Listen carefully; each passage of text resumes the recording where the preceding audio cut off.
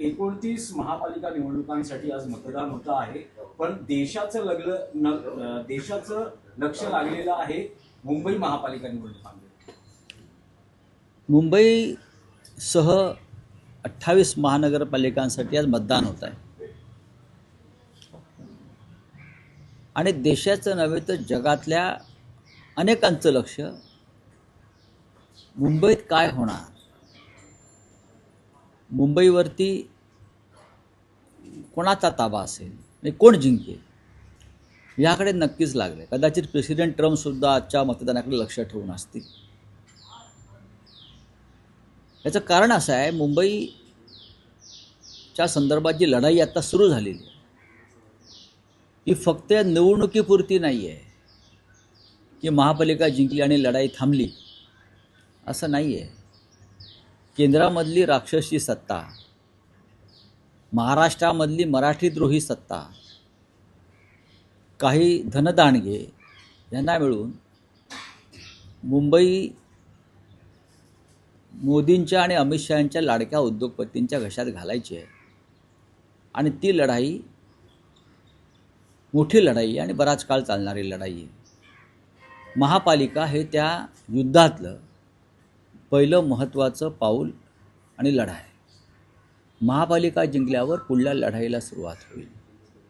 आज आपण पाहिला असेल, तुम्ही कुठेही जा, हे मला आश्चर्य वाटतं आहे, घाटकोपरला एक होर्डिंग कोसळलं आणि 40 लोक ठार झाले. फार दुर्दैवी घटना होती. घाटकोपरला एक होर्डिंग कोसळलं मधल्या काळात वादळामुळे, 40 लोक ठार झाले. मी काल पाहिलं, त्या भूखंडावर सुद्धा अडाणीचा बोर्ड लागला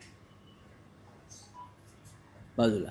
तुम्ही पहा, पत्रे लागलेत आणि मी माहिती घेतली तर हा भूखंड अडाणीनं घेतला असं सांगितलं. 40 लोक खाली गाडले गेले आहेत. ही राक्षसी भूक जी आहे, ही राक्षसी भूक भारतीय जनता पक्षाची आणि त्यांना पोसणाऱ्या उद्योगपतींची, आणि त्यांना या राक्षसांना मुंबई आणि मराठी माणसाची अस्मितासुद्धा गिळायची. एकदा मुंबई गिळली का मुंबई वेगळी केली जाईल मराठी माणसापासून, हृदय तोडलं जाईल महाराष्ट्राचं. मग यासाठी आम्हाला पुढल्या युद्धासाठी सज्ज राहावं लागेल. जर 106 हुतात्मे तेव्हा झाले असतील तर शिवसेना आणि महाराष्ट्र नवनिर्माण सेना, राष्ट्रवादी काँग्रेस, आम्ही सगळे ज्यांच्यामध्ये मराठीची मशाल पेटली आहे हृदयात, ते सगळे आम्ही रस्त्यावर उतरल्याशिवाय राहणार नाही मुंबई वाचवण्यासाठी. मतदान ही पहिली लढाई आहे. मतदानाच्या माध्यमातून मुंबई जिंकणं मराठी माणसाची ही पहिली लढाई आहे. अशा अनेक लढायांना यापुढे आम्हाला तोंड द्यावं लागेल. पण आम्ही पूर्ण खात्रीनं सांगतो, मराठी माणूस जागा झाला.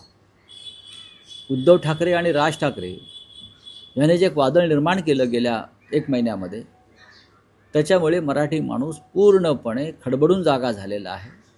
आणि तो मुंबईसाठी आणि मराठी माणसाच्या अस्मितेसाठी यावेळेला मतदान करणार आहे. 2 दिवसांपासून राडा, आम्हा पैसे वाटप, मारामाऱ्या अशा सगळ्या घटना समोर येत आहेत. मुंबईमध्ये तर शिंदे सेनेच्या कार्यकर्त्यावर भाजपच्या लोकांकडून घरावर हे फार चांगलं आहे.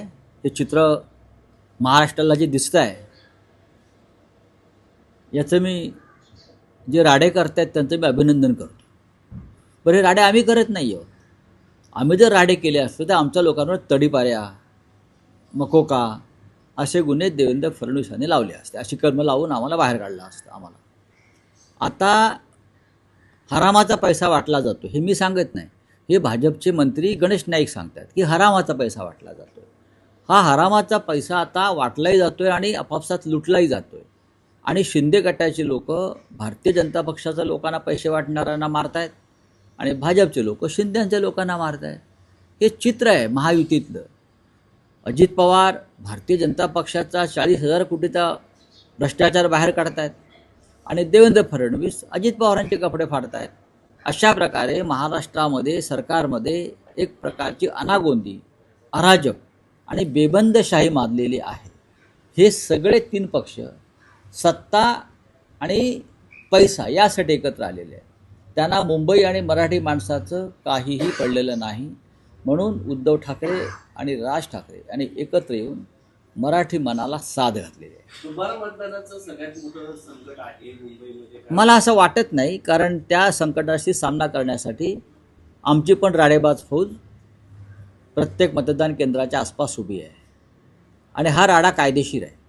एक सांगतो, जर तुम्ही बेकायदेशीरपणे लोकशाहीची हत्या करून मतदान केंद्रात बोगस मतदान करणार असाल तर अशा बोगस लोकांवरती कारवाई करणारी जो आमचा भगवा स्क्वॉड आहे तो सुद्धा त्याच पद्धतीनं काम करेल. याच्यामध्ये कायदा आडवा येणार नाही, कारण आम्ही कायद्याच्या रक्षणाचंच काम करू, ठोकून काढू.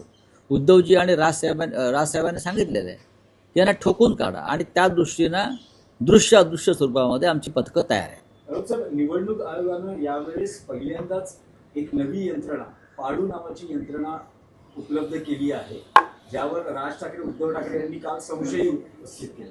निवडणूक आयोगाचं असं म्हणणं आहे की आम्ही अपवादात्मक परिस्थितीतच मग ही अपवादात्मक परिस्थिती लोकसभेला का नाही, विधानसभेला किंवा देशात इतरत्र का नाही, फक्त मुंबईतच का? अशी अपवादात्मक परिस्थिती मुंबईच्या बाहेर नाशिक, पुणे, संभाजीनगर, ठाणे इथे निर्माण होणार नाही याची खात्री काय? फक्त मुंबईतच का? हां, म्हणजे EVM यंत्र बिघडलं त्याला काय बॅकअप चार्ज करण्यासाठी, सिस्टीम करण्यासाठी, हे कुठे होऊ शकतं? लोकसभेलाही झालं आहे, विधानसभेला झालं आहे, नगरपालिकात झालं आहे आणि मुंबईसह ज्या एकूण 28 महानगरपालिका होत आहेत तिथे नागपूर उपराजधानी आहे, तिथे होऊ शकतं. मग हे पाडू आणि घालू तिथे का नाही? तिथे का नाही, मुंबईतच का? हा एक गंभीर प्रश्न आहे. रावसाहेब, तब्बल 9 वर्षांनी मतदान करायला मिळते लोकांना. काय वाटतं यावेळेचा मतदानाचा टक्का कसा असेल, आपला काय अंदाज आहे? आणि तो जर वाढला किंवा काही त्याचा परिणाम आपल्या बघू ना, आम्ही खात्रीनं सांगतो मतदानाचा टक्का घसरणार नाही. नंबर 1, मराठी माणूस मोठ्या संख्येनं मतदान करेल. भारताच्या कानाकोपऱ्यात आणि परदेशात असलेली मराठी माणसं सुद्धा मुंबईत मतदानासाठी आली आहेत. यावेळेला आनंदाची गोष्ट आहे. मोठ्या प्रमाणात परदेशातली मराठी माणसं मुंबईत आपल्या मुंबईसाठी आणि आपल्या मराठी अस्मितेसाठी मतदान करायला येणं ही उद्धवजी आणि राजजी यांनी जी हाक दिलेली आहे मराठी माणसाला ती जगाच्या पाठीवर पोचलेली आहे. रावसाहेब, यंदा महायुती विरुद्ध ठाकरे बंधू असा मुंबई महापालिकेसाठी सामना आहे. पहिल्यांदाच ठाकरे बंधू 20 वर्षांनंतर एकत्र आले आहेत युती निमित्तानं, राजकीय युती झाली आहे. मतदारांना काय आवाहन कराल? मतदारांना आवाहन करण्याची गरजच नाही. लोकांनी ठरवलं आहे. गेल्या काही काळापासून उद्धवजी आणि राजजी यांनी जी जागरूकता आणलेली आहे,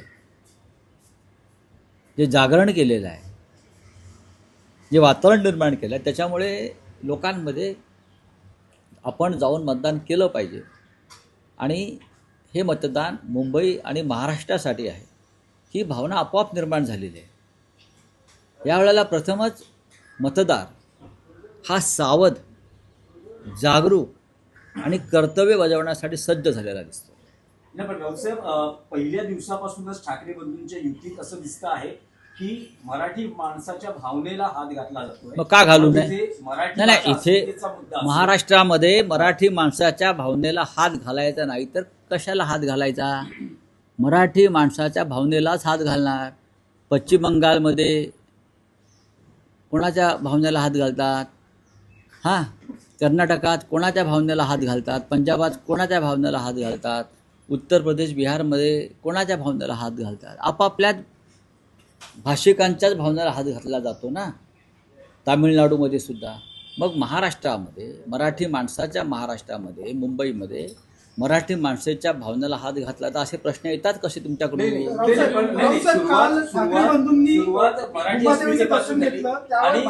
शेवटच्या टप्प्यात मुंबादेवीचं घेतलं ना, आशीर्वाद घेतलं ना. सुरुवातीपासून ते शेवटपर्यंत मराठी माणूस. मग तुम्ही काय आशीर्वाद घ्यायला कुठे जाता? तुम्ही कुठे जाता? तुमची काय वेगळी दैवत आहेत का? तुमचं हिंदुत्व वेगळं आहे का? मुंबादेवी ही मुंबईची ग्रामदेवता आहे. तिथे नाही जायचं तर कुठे जायचं मला सांगा ना. त्यांनी आवाहन करावं आम्हाला की तुम्ही मुंबादेवीच्या दर्शनाला जाऊ शकत नाही. त्यांच्या बापाची देवी आहे का? देवी मुंबईची आहे. या मुंबादेवीवरून ही मुंबई बाळासाहेब ठाकरेंनी घडवली, नामांतर केलं, हे घाबरले आहेत, त्यांचे पाय लटपटत आहेत. लक्षात घ्या. यांना असं वाटतं आहे की सातबाऱ्यावरती बेकायदेशीरपणे आपली मुंबईच्या नावं टाकू शकू आणि आमच्या बापदाद्यांची मुंबई आम्ही करून टाकू. असं नाही आहे. मुंबई मराठी माणसाची आहे. मुंबादेवी मराठी माणसाची आहे. लक्षात घ्या. आणि त्याच्यावरून मुंबई नाव आम्ही ठेवलेलं आहे. भारतीय जनता पक्षाला हा इतिहास माहीत नाही, कारण त्यांचा मराठी माणसाच्या भावनांशी, संवेदनाशी काही संबंध नाही. नवी प्रचाराच्या मुंबई पहिल्या जाहीर टप्प्यात त्याच्यामध्ये स्पष्टपणे सांगितलं ना, हिंदी सक्तीचा मुद्दा त्यांना नवी मुंबई म्हटलं आहे, पण ते मुंबईपर्यंत येतील हिंदी सक्तीसाठी. प्रचाराच्या पहिल्या टप्प्यातही महापौर कोणाचा आणि आता शेवटच्या टप्प्यातही महापौर कोण आणि कोणाचा, आज 23 मतदानाच्या दिवशी काय सांगणार? 23 महापौर मराठी शिवसेनेनं दिलं.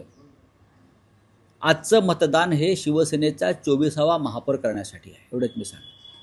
23 महापौर शिवसेनेने मराठी दिले आणि आजचं मतदान हे शिवसेनेचा 24वा महापौर मुंबईत करण्यासाठी आहे आणि त्यासाठी मतदान होत आहे.